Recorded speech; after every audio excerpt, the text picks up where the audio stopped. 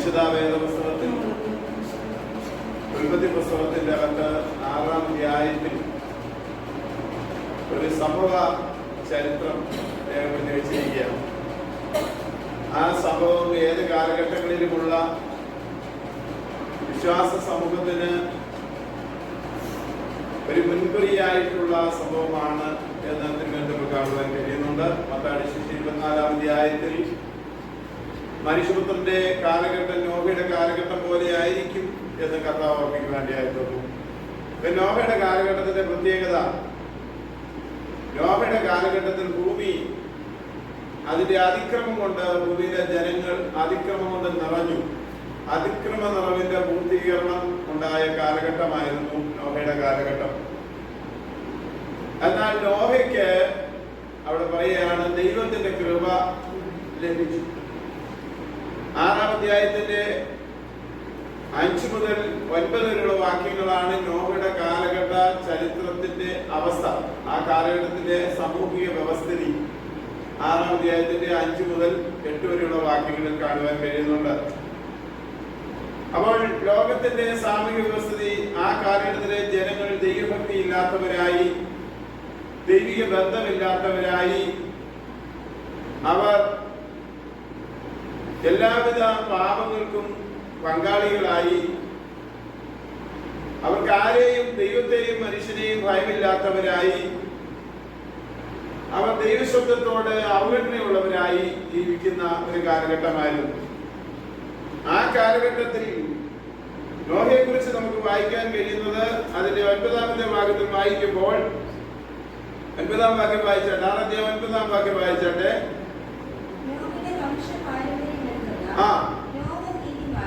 നോഹ തന്റെ തലമുറയിൽ നീതിമാനും നിഷ്കളങ്കനുമായിരുന്നു. അടുത്തത്, നോഹ ദൈവത്തോടു കൂടെ എന്ത് ചെയ്തു? നടക്കുവാനിടയായിരുന്നു. അപ്പം സാമൂഹ്യ വ്യവസ്ഥിതി, ആ ദൈവത്തോട് നടക്കുവാൻ കഴിയാത്ത സാമൂഹ്യ വ്യവസ്ഥിതിയുടെ മധ്യത്തിൽ ആ തലമുറയിൽ ദൈവത്തോടുകൂടെ നടന്നു എന്നുള്ളതാണ് നോഹയുടെ പാരമ്പര്യം. നോഹയുടെ വംശ പാരമ്പര്യമാവില്ലെന്ന് പറഞ്ഞിട്ട് പറയുകയാണ്, നോഹ തന്റെ തലമുറയിൽ ദൈവത്തോട് നടന്നു, അതുകൊണ്ട് അവന് നീതിമാനും നിഷ്കളങ്കനുമായിരിക്കാൻ എന്ത് ചെയ്തു? ഇടയായി തീർന്നു. അപ്പോൾ നോഹയുടെ ആദ്യമായി വിശുദ്ധ വേദപുസ്തകത്തിൽ ഒരു വ്യക്തിക്ക് ദൈവത്തിന്റെ കൃപ ലഭിച്ചു എന്ന് എഴുതിയിരിക്കുന്നത് നോഹയോടുള്ള ബന്ധത്തിലാണ്. നമുക്കെല്ലാവർക്കും, ദൈവമക്കളായ നമുക്കെല്ലാവർക്കും ദൈവത്തിന്റെ കൃപ ലഭിച്ചത് കൊണ്ടാണ് നമുക്ക് ദൈവത്തിന്റെ മക്കളായി വിശുദ്ധ ജീവിതത്തിൽ ഈ തലമുറയിൽ വിശുദ്ധരായി ജീവിക്കാനിടയായി തീർന്നത്. അതിനെക്കുറിച്ച് എഫേസ്യലേഖന പുസ്തകം 2-ാം അധ്യായത്തിന്റെ 8-ാമത്തെ വാക്യത്തിൽ പൗലോസ് പറയുന്നതൊന്ന് വായിച്ചേ. എഫേസ്യർ 2:8.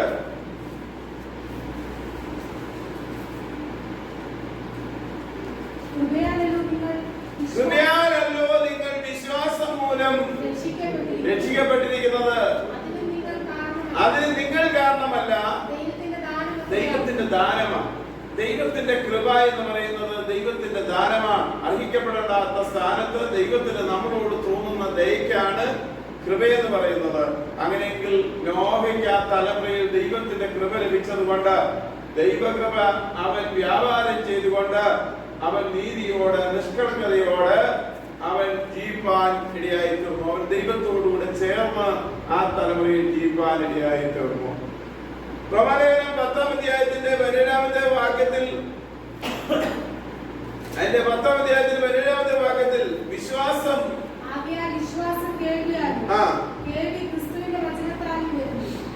വിശ്വാസം ദൈവത്തിന്റെ ശബ്ദത്തെ വിശ്വസിക്കുമ്പോഴാണ്. ആ വിശ്വാസം നമ്മളിൽ സംഭവിക്കണമെങ്കിൽ ദൈവ വചനം നമ്മൾ എന്ത് ചെയ്യണം? കേൾക്കുവാനിടയായി തീരണം. കേൾവിയാലാണ് വിശ്വാസം വരുന്നത്. എന്തിന്റെ കേൾവിയാൽ? ദൈവത്തിന്റെ വചനത്തിന്റെ കേൾവിയാലാണ് വിശ്വാസം വരുന്നത്. അപ്പോൾ ദൈവവചനത്തിൽ, ദൈവശബ്ദത്തിൽ വിശ്വസിക്കുന്ന തലമുറയിൽ മറ്റുള്ളവരിൽ നിന്ന് വ്യത്യസ്തരായി ജീവിക്കാൻ കഴിയുന്ന വ്യക്തി ജീവിതങ്ങൾക്കാണ് ദൈവകൃപ ലഭിക്കുന്നത്. നാടോടുമ്പോൾ നടുവേ ഓടുവാനല്ല ദൈവം നമ്മളെ എന്ത് ചെയ്തിരിക്കുന്നത്? വിളിച്ചിരിക്കുന്നത്. നമ്മളുടെ പ്രവർത്തികൾ കൊണ്ടല്ല. നമുക്ക് എഫെസ്യർ 2:8 നമ്മൾ വായിച്ചത്, ദൈവത്തിന്റെ കൃപ നമുക്ക് ലഭിച്ചത്, ദൈവത്തിന്റെ കൃപ നമുക്ക് ലഭിച്ചത് വിശ്വാസത്താലാണ്.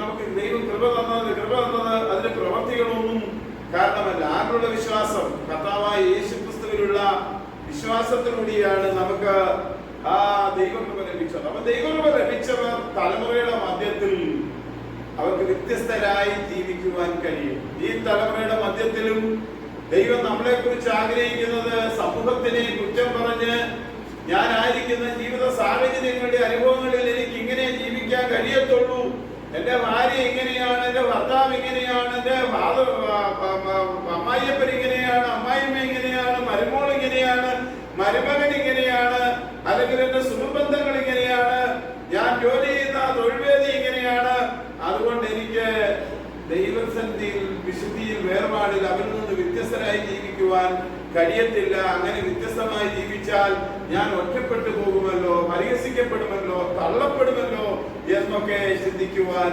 ഇടയായി തീരാം. എന്നാൽ കർത്താവ് പറയുന്നത്, നോഹയെ പോലെ നമ്മളും ഈ തലമുറയുടെ മധ്യത്തിൽ ആരായിരിക്കണം? വ്യത്യസ്തരായി ജീവിക്കാൻ ഇടയായി തീരണം. ദൈവം ആ തലമുറയെ നോക്കിയപ്പോൾ ദൈവത്തിന് ഒരുവനോട് മാത്രമാണ് കൃപ തോന്നുവാനിടയായി തീർന്നത്. കാര്യം ഭൂമി അവരാൽ അതിക്രമം കൊണ്ട് എന്ത് ചെയ്തു? നിറഞ്ഞു. കർത്താവിന്റെ ആ ദയുള്ളവനായ ദൈവം, സ്നേഹസമ്പന്നനായ ദൈവത്തിന് അവരുടെ അതിക്രമങ്ങളോടുള്ള ബന്ധത്തിൽ അവരെ തിരുത്തുവാൻ ദൈവം അവരുടെ പിതാവായിരിക്കുന്ന വല്യപ്പച്ചനായിരിക്കുന്ന ഹാനോക്കിനെ ദൈവം ഉപയോഗിച്ചു. ഹാനോക്ക് നീതിപ്രസംഗിയായി ആ തലമുറയെ പാപത്തിനെതിരെയുള്ള മുന്നറിയിപ്പുകൾ ഹാനോക്ക് കൊടുക്കുവാനിടയായിട്ടുണ്ട്. എന്നാൽ വല്യപ്പച്ചനിൽ കൂടി കൊടുത്ത ദൈവിക മുന്നറിയിപ്പുകളെ, ആലോചനകളെ ഏറ്റെടുത്ത് അനുസരിക്കുവാൻ കഴിഞ്ഞത് കൊച്ചുമകനായിരിക്കുന്ന നോഹയ്ക്കാണ് കഴിയുവാനിടയായിത്തീർന്നത്. നമുക്കറിയാം, ഉൽപ്പത്തി പുസ്തകം 5-ാം അധ്യായത്തിന്റെ 24-ാമത്തെ വാക്യത്തിലും 22-ാമത്തെ വാക്യത്തിലും അവന്റെ വല്യപ്പനായിരിക്കുന്ന ഹാനോക്കിനെ കുറിച്ച് പറയുകയാണ്, മുത്തശ്ശനായിരിക്കുന്ന ഹാനോക്കിനെ കുറിച്ച് പറയുകയാണ്. ഹാനോക്ക് ദൈവത്തോടുകൂടെ നടന്നു.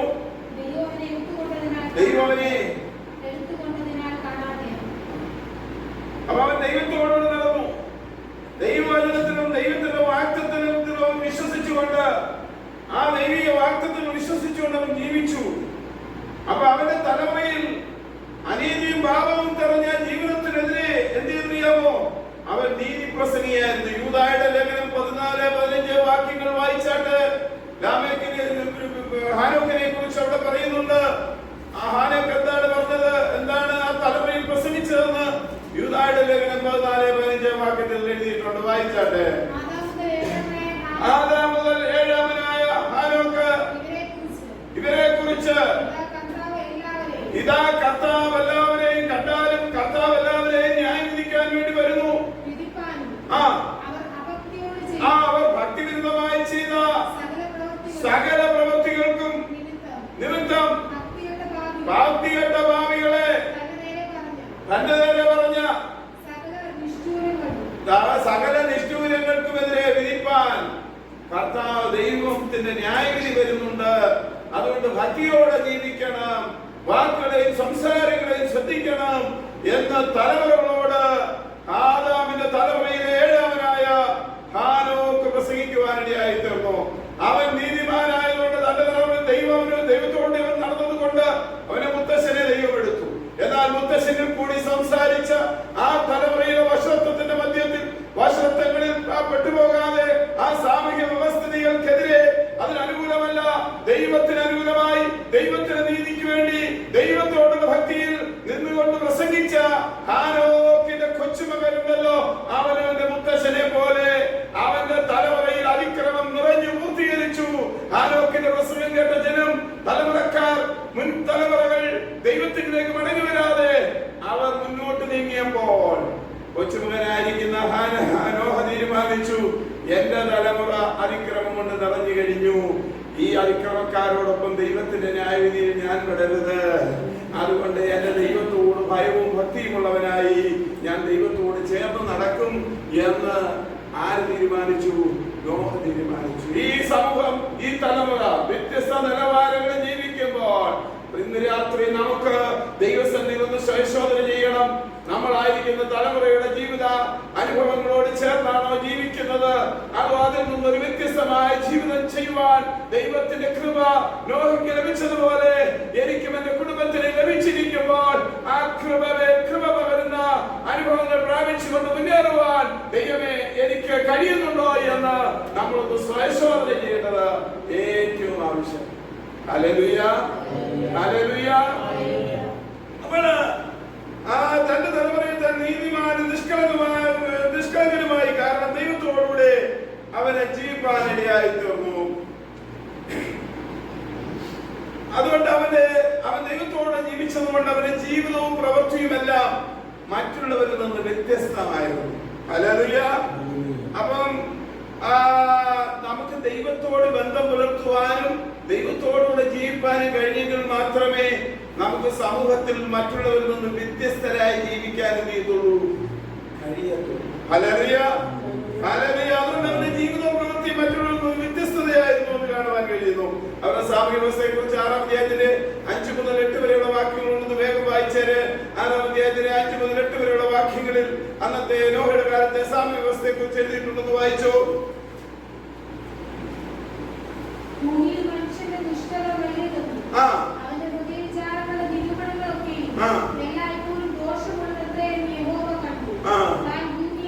കേട്ടോ, ഭൂമിയിലെ മനുഷ്യന്റെ ഹൃദയവിചാരങ്ങൾ ദോഷമുള്ളതാണെന്നും അവന് നിഷ്ഠൂരതകൾ വലുതാണെന്നും ദൈവം കണ്ടു.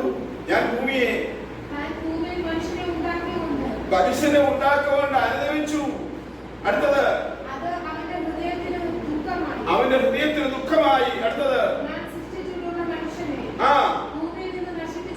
നശിപ്പിച്ചു കളയും മനുഷ്യനെയും മൃഗത്തെയും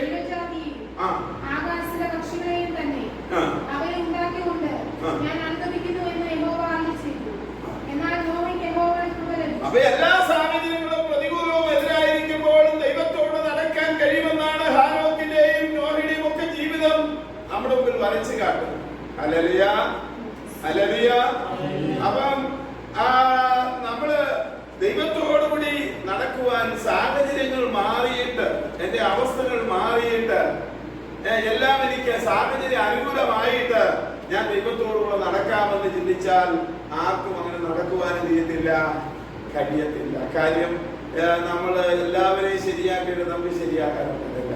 നമുക്കറിയാം, നമ്മൾ തൊഴിൽ മേഖലയിലാണെങ്കിൽ ദോഷമായി സംസാരിക്കുന്നവരുണ്ട്, ദോഷകാര്യങ്ങൾ പറയുന്നവരുണ്ട്, മറ്റുള്ളവരെ കുറിച്ച് തെറ്റായ കാര്യങ്ങൾ പറയുന്നവരുണ്ട്, മറ്റുള്ളവരോട് മല്ലുപിടിക്കുന്നവരുണ്ട്, മറ്റുള്ളവർക്കെതിരെ പ്രശ്നമുണ്ടാക്കുവാൻ കൂട്ടാളികളായി ചേരി സംഘം കൂടുന്ന ടീമുകളായി തീർന്നവരുണ്ട്. എന്തെല്ലാം നിലവാരങ്ങളുള്ള അവസ്ഥകളുണ്ട്. എന്നാൽ അവയുടെ എല്ലാം മധ്യത്തിൽ നമ്മൾ ഒറ്റപ്പെട്ടു പോകാം. എന്നാൽ നമുക്കറിയാം, മനുഷ്യന് സ്നേഹബന്ധങ്ങൾ സ്ഥാപിക്കണമെങ്കിൽ സ്നേഹിതന്റെ എല്ലാ കാര്യങ്ങളിലും ഒരുമിച്ച് നിന്നെങ്കിൽ മാത്രമേ ബന്ധങ്ങൾ നടക്കുകയുള്ളൂ.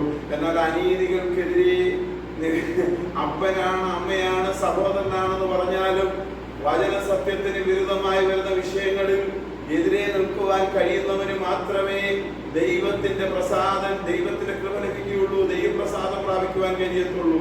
കാര്യം അവന്റെ വല്യപ്പൻ കൊടുത്ത ദൈവാലോചന ഏറ്റെടുക്കുവാൻ അവന്റെ തലമുറയിൽ ആരുമില്ല.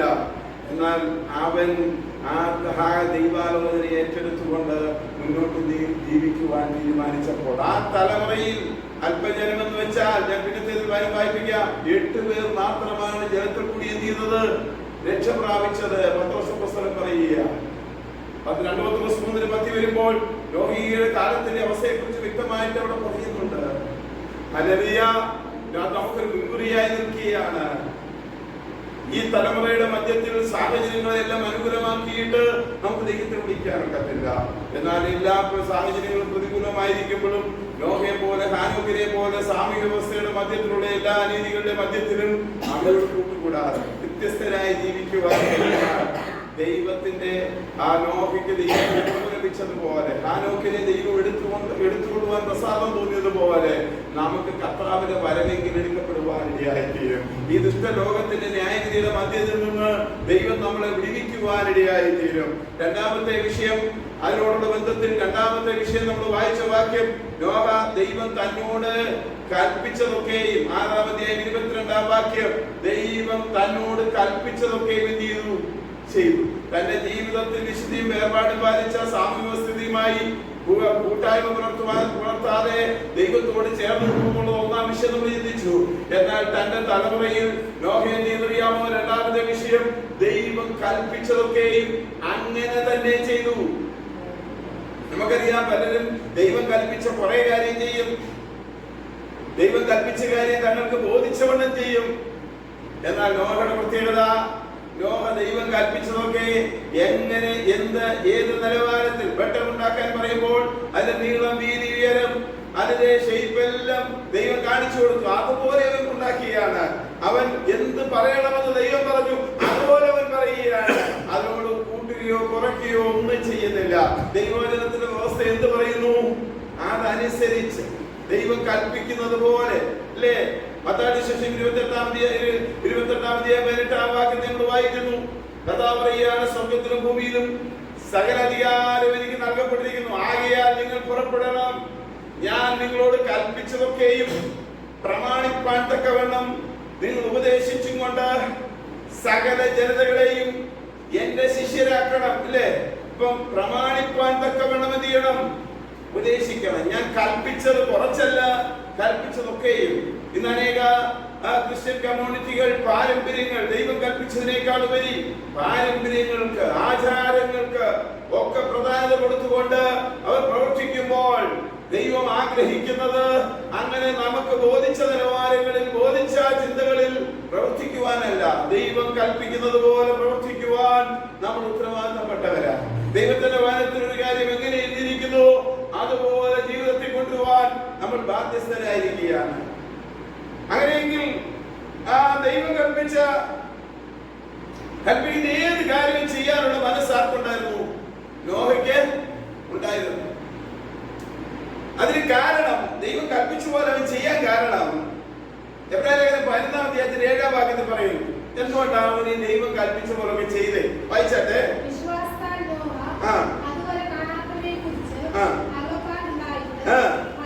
ഭയഭക്തി കൊണ്ട് തന്റെ കുടുംബത്തിന്റെ രക്ഷയ്ക്കായി ഒരു പട്ടണം. തന്റെ വിശ്വാസം, ദൈവത്തിലുള്ള വിശ്വാസം. എന്റെ വല്യപ്പനോട് ദൈവം ആലോചന പറഞ്ഞു, എന്റെ വല്യപ്പൻ നീതിയോട് പ്രസംഗിച്ചു, എന്റെ വല്യപ്പന്റെ പറഞ്ഞ ആലോചന ആരും വിശ്വസിച്ചില്ല. എന്നാൽ എന്റെ വല്യപ്പനെ ദൈവം അറിയാമോ ഉടലോടെ സ്വർഗത്തിലേക്ക് എടുത്തു. അങ്ങനെയെങ്കിൽ എന്റെ ദൈവം എന്നോട് പറഞ്ഞ കാര്യങ്ങൾ, ഹാനോക്കിനോട് പറഞ്ഞ കാര്യങ്ങൾ നോഹ വിശ്വസിച്ചതുപോലെ നോഹ അത് വിശ്വാസത്താൽ നോഹയോട് ദൈവം പറഞ്ഞ കാര്യങ്ങൾ നോഹയെ വിശ്വസിച്ചു. ഹല്ലേലൂയ. അങ്ങനെ നോഹ വിശ്വസിച്ചത് കൊണ്ടാണ് ദൈവം കൽപ്പിച്ച കാര്യങ്ങളൊക്കെ ദൈവം കൽപ്പിച്ചതുപോലെ ചെയ്യുവാനിടയായി തീർന്നത്. നമുക്ക് ദൈവം കൽപ്പിക്കുന്ന കാര്യങ്ങൾ ദൈവം കൽപ്പിക്കുന്ന പോലെ ചെയ്യാനിടയായി തീരണമെങ്കിൽ ദൈവത്തിൽ നമ്മൾ വിശ്വസിക്കേണ്ടത് എന്ത് ചെയ്യണം? വിശ്വസിക്കണം. കഴിഞ്ഞ ദിവസങ്ങളിൽ ഞാൻ ഞായറാഴ്ച പ്രസംഗിച്ചപ്പോൾ ഓർമ്മിച്ച പോലെ നമ്മുടെ വിശ്വാസങ്ങൾ കാണത്തക്ക നിലവാരങ്ങളിൽ വെളിപ്പെടണം, അല്ലേ? നമ്മുടെ വിശ്വാസങ്ങൾ പ്രവൃത്തികളിലൂടെ വെളിപ്പെടുമ്പോഴാണ് കർത്താവ് അത് കാണുവാനിടയായിത്തീരുന്നത്. അങ്ങനെ നിശ്ചയമായും വിശ്വാസം എന്ന് പറഞ്ഞാൽ എന്താ? എബ്രായലേഖനം 11-ാം അധ്യായത്തിൽ 1-ാം വാക്യത്തിൽ വായിക്കുമ്പോൾ ആശിക്കുന്ന കാര്യങ്ങളുടെ ഉറപ്പും കാണാത്ത കാര്യങ്ങളുടെ നിശ്ചയവും. നിങ്ങൾ നമ്മൾ ചിന്തിക്കണം, അമ്മ മഴയെന്ന് പറയുന്ന ഒരു വിഷയം എന്ത് ചെയ്തിട്ടില്ല? അതുവരെ നോഹയുടെ വല്യപ്പച്ചന്മാരോ മഴയെന്ന് പറയുന്നൊരു കാര്യം കണ്ടിട്ടേ ഇല്ല. കാര്യം നോഹയുടെ കാലത്തിന് മുമ്പ് മഴയില്ലായിരുന്നു. ഭൂമിയിൽ മഞ്ഞ് നിറഞ്ഞ് ഭൂമി നനയുന്ന അവസ്ഥ മാത്രമായിരുന്നു. ആകാശത്ത് നിന്ന് മഴ പെയ്യുന്നത് നോഹ കണ്ടിട്ടില്ല. എന്നാൽ അതുവരെയും കണ്ടിട്ടില്ലാത്ത ഒരു കാര്യം മോശയോട് പറഞ്ഞപ്പോൾ അത് അങ്ങനെ തന്നെ വിശ്വസിച്ചു. കാര്യം എന്റെ ദൈവം എന്നോട് എന്ത് ചെയ്താ പറഞ്ഞതാ. തന്റെ വിശ്വാസം എങ്ങനെയാ വെളിപ്പെട്ടത്? ദൈവം പറഞ്ഞ പ്രകാരം താൻ ഒരു പട്ടണം പണിതു. ഹല്ലേലൂയ. നോഹ 120 സംവത്സരം പ്രസംഗിച്ചിട്ട് ആരും രക്ഷിക്കപ്പെട്ടില്ല. എന്നാൽ നോഹയ്ക്ക് ഒരു കാര്യം ലഭിച്ചു, തന്റെ കുടുംബം രക്ഷപ്പെട്ടു. ഹല്ലേലൂയ. തന്റെ കുടുംബം രക്ഷപ്പെട്ടു. തന്റെ 3 മക്കളും അവരുടെ ഭാര്യമാരും 6 പേര്, നോഹയും ഭാര്യയും കുടുംബം രക്ഷപ്പെടുവാനിടയായി തീർന്നു. എന്നാൽ താൻ പെട്ടകമുണ്ടാക്കിയിട്ട് ഏതാണ്ട് 7000 ഇനം ജന്തുക്കൾ ആ പെട്ടകത്തിൽ കയറി രക്ഷപ്പെടുവാനിടയായി തീർന്നു.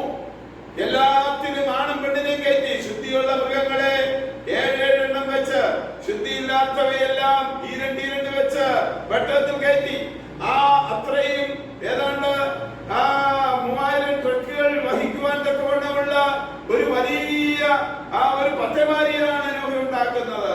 അത് വെള്ളത്തിലല്ല ഉണ്ടാക്കുന്നത്, വെള്ളമില്ല, സമുദ്രമില്ല, തൻ കരയിലാണ് ഉണ്ടാക്കുന്നത്. അത് ഉണ്ടാക്കുമ്പോൾ അതിന്റെ അകത്ത് നിറച്ചു ഭക്ഷണങ്ങൾ താൻ സംഭരിച്ചു വെക്കുകയാണ്. ദൈവത്തിന്റെ ശബ്ദം മുഴങ്ങി ആ അകത്തുടയൂ എന്ന് പറയുന്ന സമയം വന്നപ്പോൾ മൃഗങ്ങളെല്ലാം ഈരണ്ടീരണ്ടായി ഏഴേഴായി വന്ന് കയറുവാനിടയായി തീർന്നു. ദൈവം കൽപ്പിച്ച സമയത്ത് നോഹ അകത്ത് കയറി. മഴ കണ്ടിട്ടല്ല നോഹ അകത്ത് കയറിയത്, മഴയ്ക്ക് മുമ്പേ നോഹി കുടുംബം അകത്ത് കയറി. ദൈവം വാതിലടച്ചു. മനസ്സിലാക്കി ദൈവത്തെ സ്തുതിച്ചാട്ടെ. എന്നാൽ മഴ കണ്ടപ്പോൾ ആൾക്കാർ വിശ്വസിച്ചു നോഹ പറഞ്ഞ കാര്യങ്ങൾ സത്യമാ. എന്നാൽ പെട്ടകം അവർക്ക് വേണ്ടി തുറക്കപ്പെട്ടില്ല. അവർ പെട്ടകത്തിൽ പിടിച്ച് നിലവിളിച്ചുകൊണ്ട് അവർ ഈ ഭൂമിയിൽ നിന്ന് കടന്നു പോകുവാനിടയായി തീർന്നു. കർത്താവ് യേശു ക്രിസ്തുവാണ് ഈ കാലഘട്ടത്തിൽ നമുക്ക് വേണ്ടി സ്വർഗം നൽകിയിരിക്കുന്ന രക്ഷയുടെ പെട്ടകം. ആ രക്ഷയുടെ പെട്ടകത്തിൽ പിടിച്ച് ഈ ലോകവസ്ഥയുടെ പരാജയങ്ങളുടെ മധ്യത്തിൽ ആ പരാജയപ്പെട്ടു പോകുവാൻ, ലോകവസ്ഥയോട് ചേർന്ന് നിൽക്കുവാനല്ല, ക്രിസ്തുവാകുന്ന പെട്ടകത്തിൽ പിടിച്ചുകൊണ്ട് നാം ജീവരക്ഷ പ്രാപിപ്പാനാണ് ദൈവം നമ്മളെ വിളിച്ചിരിക്കുന്നത്. ഹല്ലേലൂയ. ഞാൻ ചോദിച്ചേ, നോഹ ഈ പെട്ടകം ഉണ്ടാക്കിയപ്പോൾ അന്നത്തെ സമൂഹത്തിന് അത് ഒരു ബുദ്ധിപരമായ കാര്യമായിട്ട് അവർ ചിന്തിച്ചില്ല. അന്നത്തെ ആളുകൾ നോഹയെ പരിഹസിച്ച് കാണും. കാര്യം നോഹേ, നീ പറയുന്ന മഴ എന്ന് പറഞ്ഞാൽ അത് എങ്ങനെയാണ് ഉണ്ടാകുന്നത്? ഇന്ന് നമുക്കറിയാം മഴ ഉണ്ടാകുന്നത് എങ്ങനെയാണ്. നമ്മളുടെ ഭൂമിയിലേക്ക് സൂര്യന് ചൂടടിക്കുമ്പോൾ വെള്ളം നീരാവിയായി ഉയരുന്നു. ആ നീരാവിയായി ഉയരുന്ന വെള്ളത്തെ അന്തരീക്ഷത്തിലുണ്ടാകുന്ന കാറ്റുകൾ പർവ്വതങ്ങളിൽ കൊണ്ട് തടഞ്ഞു നിൽക്കുമാറാക്കുന്നു. പർവ്വതങ്ങളിൽ തടഞ്ഞു നിൽക്കുമ്പോൾ അതിന്റെ ചുറ്റുവട്ട പ്രദേശങ്ങളിലേക്ക് അത് ഘനീഭവിച്ച് അത് ദ്രാവക രൂപത്തിലേക്ക് ഘനീഭവിച്ച അത് ഐസായി തീർന്ന് അത് പിന്നെ തേർന്ന് ദ്രാവരൂപമായി ഭൂമിയിലേക്ക് പതിക്കുകയും അത് വീണ്ടും നദിയിലേക്ക് ഒഴുകുകയും അത് വീണ്ടും സമുദ്രത്തിലേക്ക് ചെല്ലുകയും വീണ്ടും ചൂടടിക്കുമ്പോൾ സമുദ്രത്തിൽ നിന്നും ഭൂമിയിൽ വീണ ജലം വീണ്ടും നീരാവിയായി തിരികെയും അങ്ങനെ മഴ എന്ന് പറയുന്ന പ്രതിഭാസം ഉണ്ടാകുന്നെന്ന് നോഹയുടെ കാലത്തിന് ശേഷമുള്ള മനുഷ്യർക്കറിയാം. എന്നാൽ നോഹയുടെ കാലത്ത് മഴ കണ്ടിട്ടില്ലാത്ത ജലം, നീ പറയുന്ന മഴ എന്താണ്? അവനത് ശാസ്ത്രീയപരമായി തെളിയിച്ചു കൊടുക്കുവാൻ ഒരുപക്ഷെ അവൻ അറിഞ്ഞില്ല. അവൻ പറഞ്ഞു, ഭൂമി വെള്ളം കൊണ്ട് നിറയും. വെള്ളം കൊണ്ട് നിറഞ്ഞു കഴിഞ്ഞാൽ ഈ ഭൂമി മുഴുവനും വെള്ളത്താൽ മൂടപ്പെടും. ദൈവത്തിന്റെ ന്യായവിധിയാണ്. നിങ്ങളതുകൊണ്ട് നിങ്ങളുടെ പാവങ്ങളെല്ലാം മാറ്റി നിങ്ങൾ ശുദ്ധിയുള്ളവരായി തീർന്നാൽ മാത്രമേ നിങ്ങൾക്ക് ഈ പെട്ടകത്തിൽ കടക്കാൻ കഴിയത്തുള്ളൂ. അതുകൊണ്ട് നിങ്ങൾ ശുദ്ധിയുള്ളവരായി പെട്ടകത്തിലേക്ക് വരിക. നിങ്ങൾക്ക് വേണ്ടി രക്ഷയ്ക്ക് വേണ്ടി പെട്ടകം തുറക്കപ്പെട്ടിരിക്കുക. അവനെ ആൾക്കാർ പരിഹസിച്ചു കാണും. അവനൊരു ഭ്രാന്തനാണെന്ന് ചിന്തിച്ചു കാണും. ഇത് ചിന്തിക്കണമേ, ആത്മപൂർണ്ണൻ ഭ്രാന്തൻ എന്നല്ല പ്രവാചകൻ പറയുന്നത്. ആത്മപൂർണ്ണനെ ഒറിജിനൽ വേഷ്യൻസിന്റെ വാക്കുകളിലേക്ക് ചെല്ലുമ്പോൾ ആത്മപൂർണ്ണനെ ഭ്രാന്തൻ എന്ന് തോന്നുമെന്ന ജനത്തിന് അല്ലേ? ആത്മപൂർണ്ണനായ മനുഷ്യൻ ഭ്രാന്തനല്ല. ആത്മപൂർണ്ണനായ മനുഷ്യർക്ക് ഭ്രാന്തായി തോന്നും, ഇല്ലേ? നോഹയെ ഒരുപക്ഷേ ആ ജനം അംഗീകരിച്ചില്ല. എന്നാൽ നോഹ പറഞ്ഞതിനെ വിശ്വസിച്ചില്ല. എന്നാൽ പ്രളയം വന്നപ്പോൾ അവരെന്ത് ചെയ്ത് വിശ്വസിക്കുവാനിടയായി തീർന്നു. നോഹ ദൈവം കൽപ്പിച്ചതുപോലെ, അതിന്റെ അളവുകളൊക്കെ ഈ പുസ്തകത്തിൽ എഴുതിയിട്ടുണ്ട്. സമയപരിധിയിൽ ഞാൻ ആ ഭാഗത്തേക്ക് പോകുന്നില്ല. ദൈവം കൽപ്പിച്ചതുപോലെ ചെയ്യും. Hallelujah, hallelujah. ദൈവമേ ഏറ്റെടുത്ത് തന്റെ സമൂഹത്തിന്റെ മണ്ഡലങ്ങളിൽ ഒരു വ്യത്യസ്തമായ ജീവിതം ചെയ്തു, അല്ലേ? രണ്ട്, ദൈവം കൽപ്പിച്ചതുപോലെ താൻ പ്രവർത്തിച്ചു. പ്രവർത്തിക്കാൻ കാരണം ദൈവത്തിന് അവൻ വിശ്വസിക്കേണ്ടവണ്ണം വിശ്വസിച്ചു. ഹല്ലേലൂയ. നമ്മൾ മത്തായിയുടെ സുവിശേഷം 24-ാം അധ്യായത്തിന്റെ 37 മുതൽ 39 വാക്യം വായിക്കുമ്പോൾ ഒന്ന് വായിച്ചേ. മത്തായി 24-ന്റെ 37 മുതൽ 39 വരെ. നോഹയുടെ കാലം പോലെ തന്നെ മനുഷ്യപുത്രന്റെ വരവും ഭാഗ്യം. ജലപ്രളയത്തിന് മുമ്പുള്ള കാലത്ത് നോഹ പട്ടണത്തിൽ നോഹയുടെ പ്രസംഗത്തിന്റെ പ്രസക്തി എന്താ? വാഴ്ത്തപ്പെട്ടവനായ കർത്താവ് ക്രൂശിലേക്ക് കടന്നു പോകും മുമ്പ് തന്റെ ശിശുഗണത്തോടും തന്നെ തന്റെ അടുക്കലേക്ക് സമീപിച്ച ജനാവലിയോട് വിളിച്ചു പറയുക, നോഹയുടെ കാലം പോലെ മനുഷ്യപുത്രന്റെ കാലത്തും വരും. നോഹ പട്ടണത്തിൽ കടക്കുന്നതിന് മുമ്പ് എന്ത് ചെയ്തു? ജലവിവാഹം കഴിച്ചു, വിവാഹത്തിന് കൊടുത്തു, പോന്നു. ജലപ്രളയം വന്നു, എല്ലാവരെയും നീക്കിക്കളഞ്ഞു. ഹല്ലേലൂയ. അതുകൊണ്ട് ദൈവത്തിന്റെ ന്യായവിധി അന്ന് വന്നെങ്കിൽ നോഹയുടെ കാലം പോലെ മനുഷ്യപുത്രന്റെ വരവ് സംഭവിക്കാൻ പോവുക. മനുഷ്യപുത്രനോട് വന്നു കഴിഞ്ഞാൽ ഭൂമിയിൽ അന്ധകാരത്തിന്റെ ശക്തികൾ ഈ ഭൂമിയെ മൂടുവാനിടയായി തീരും. വലിയ ന്യായവിധികൾ ഈ ഭൂമിയിൽ നടക്കുവാൻ പോകും. 7 വർഷത്തെ വലിയ ന്യായവിധികൾ നടക്കുവാനിടയായി തീരും. അങ്ങനെ ഒരു വലിയ ന്യായവിധിയുടെ കാലത്തിലേക്ക് ലോകം പോകുവാൻ പോവുകയാണ്. 1 പത്രോസ് ലേഖനം 3-ാം അധ്യായത്തിന്റെ 20-ാമത്തെ വാക്യം വായിച്ചാട്ട്. 1 പത്രോസ് ലേഖനം 3-ാം അധ്യായത്തിന്റെ 20-ാം വാക്യം.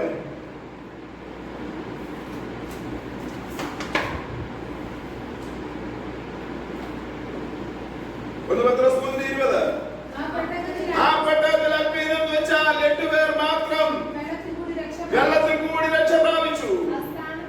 അത് സ്നാനത്തിനൊരു മുൻകുറി. സ്നാനമോയിപ്പോൾ ജലത്തിന്റെ അഴുക്കല് നീക്കിക്കളവാൻ വേണ്ടിയല്ല, ദൈവത്തോടുള്ള നല്ല മനസ്സാക്ഷിക്കാരുടെ അപേക്ഷയത്രേ. അങ്ങനെങ്കിൽ എന്തുകൊണ്ടാണ് ദൈവം കൽപ്പിച്ച പോലെ ചെയ്തത്? അവന് ദൈവത്തിൽ വിശ്വാസവും ഭയഭക്തിയും ഉണ്ടായിരുന്നത് കൊണ്ടാണ് അവൻ ദൈവം കൽപ്പിച്ചതുപോലെ ചെയ്തത്. ഇന്നും നമ്മൾ ഓർക്കേണ്ട കാര്യം എന്താണെന്ന് അറിയാമോ? ഇതുവരെ കാണാത്ത കാര്യമാണ് മഹത്താവായ യേശു ക്രിസ്തുവിന്റെ വരവ്. കർത്താവ് വരും വരും വരുമെന്ന് നമ്മൾ അനേക പ്രസംഗങ്ങൾ കേൾക്കാറുണ്ട്.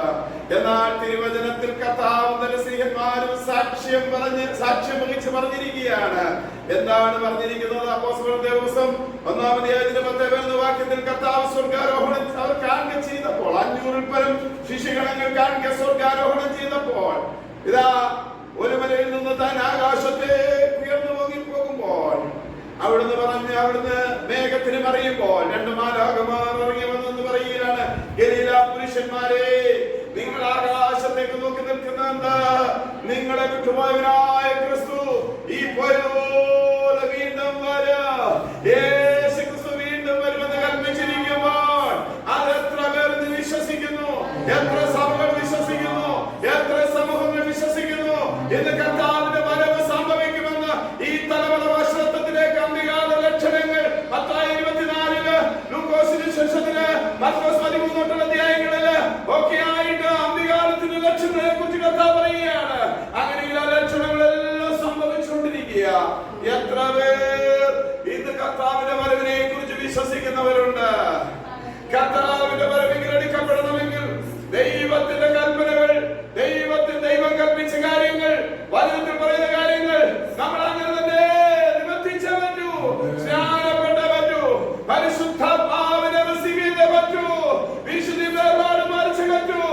പ്രാർത്ഥന കഴിച്ചേ പറ്റൂ. തിരുമേശയിൽ പങ്കുകൊണ്ടേ പറ്റൂ. ദൈവങ്ങൾ മാനസാന്തരപ്പെട്ടവരാ. എന്നാൽ ഇതെല്ലാം ചെയ്ത് ദൈവത്തിന്റെ കൃപ നമ്മൾ ഭാഗത്തുകൊണ്ടാണ് മാനസാന്തരത്തിലേക്ക് ദൈവം നമ്മളെ നയിച്ചത്. എന്നാൽ നമ്മൾ അഭിഷേകം പ്രാപിച്ചിട്ടില്ലാത്ത ദിവസങ്ങളിൽ അഭിഷേകം പ്രാപിക്കുന്ന ദിവസമായി തീരണം. ഈ സന്ദേശം കേൾക്കുന്ന എല്ലാവരോടും എനിക്ക് ഓർമ്മിക്കുവാനുള്ളത്, നാം അഭിഷേകം ഏറ്റെടുക്കണം. നാം ദൈവത്തിൻ്റെതായിരിക്കുന്ന സന്നിധിയിൽ നീതിമാന്മാരും നിഷ്കളങ്കരുമായ ഒരു ജീവിതം കർത്താവ് പറഞ്ഞതുപോലെ ഏതെങ്കിലും മാമൂലികളുടെ പാരമ്പര്യങ്ങളോ അനുസരിച്ചുള്ള ജീവിതമല്ല. ദൈവത്തിന്റെ വചനത്തിൽ എന്ന് പറയുന്നു, അതുപോലെ ജീവിതത്തിൽ അനുസരിക്കുവാൻ തയ്യാറുള്ള ഒരു ജീവിതം നമ്മുടെ ജീവിതത്തിൽ ചെയ്യണം. ലൂക്കോസ് 13:39-46 വാക്യങ്ങളിലും മർക്കോസ് 13:33-37 വാക്യങ്ങളിലും ഒക്കെ കർത്താവ് മത്തായി 24:42-ലും കർത്താവ് പറയുകയാണ്, എന്റെ വരവ് തക്കൂസിലേക്ക് പോകുന്നതിന് മുമ്പ് പറയുകയാണ്, മനുഷ്യപുത്രന്റെ വരവിനെ കുറിച്ച് പറഞ്ഞിട്ട് പറയുകയാണ്, നിര്യാതനായ മനുഷ്യപുത്രൻ വരുന്നത് കൊണ്ട് നിങ്ങൾ ഒരുങ്ങി കാത്തിരിക്കണം. ഒരുങ്ങി കാത്തിരിക്കേണ്ട എന്റെ കാര്യത്തെ കുറിച്ച്, ആവശ്യത്തെ കുറിച്ച് ഉപമകളിലൂടെ 25-ാം അധ്യായത്തിൽ ഉൾപ്പെടെ ഉപമകളിലൂടെ പറവാനിടയായിട്ട്.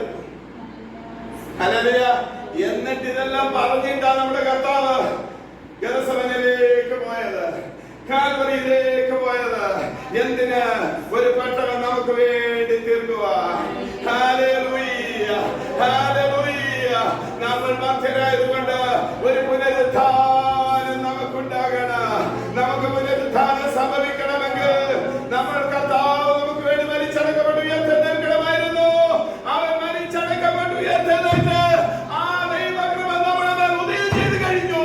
ഇനി നമുക്ക് ആ പട്ടണം ഒരുക്കിയിരിക്കുന്നത് കൊണ്ട് രക്ഷയ്ക്ക് മറ്റൊരു മാർഗവുമില്ല.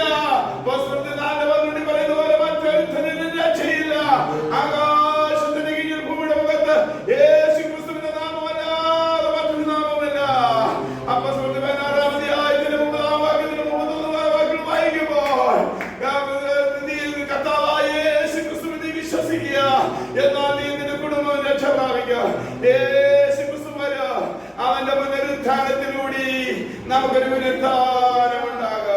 നാം ഉയർത്തെഴുന്നേൽക്കുക, മരിച്ചവർ ഉയർത്തെഴുന്നേൽക്കുക. നമ്മുടെ കർത്താവിന്റെ വരവുണ്ട്.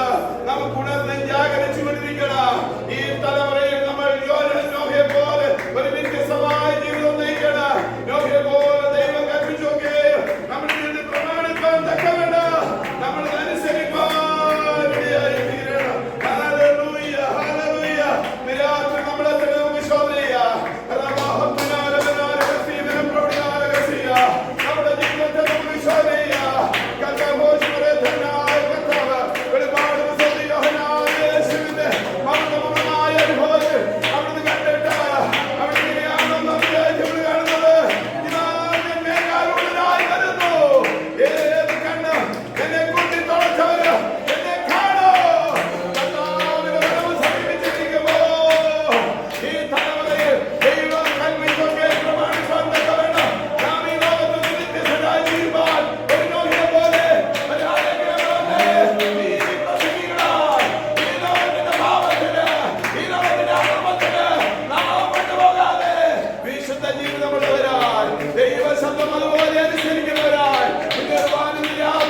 നമ്മളെ തന്നെ നമുക്ക് സമർപ്പിച്ചുകൊണ്ടുകൊണ്ട് നമുക്ക് ദൈവത്തോട് പ്രാർത്ഥിക്കാം. പരിശുദ്ധ ദൈവമേ, നിത്യപിതാവേ, തന്നെ നിമിഷത്തിനായി സ്തോത്രം. തീർക്കാക്കൽ ഞങ്ങൾ ഈ വചനത്തെ സമർപ്പിക്കുന്നു. ഞങ്ങളുടെ ജീവിതത്തെ ശോധന ചെയ്തുകൊണ്ട് ഞങ്ങൾക്ക് കൂടുതൽ ഉത്തരവാദിത്തശക്തരായി അങ്ങയുടെ വരവിന് വേണ്ടി ഒരുക്കത്തോട് കാത്തിരുന്ന് ജീവിപ്പാൻ അങ്ങ് ഞങ്ങളെ സഹായിക്കണമേ. യേശുക്രിസ്തുവിന്റെ തിരുനാമത്തിൽ തന്നെ.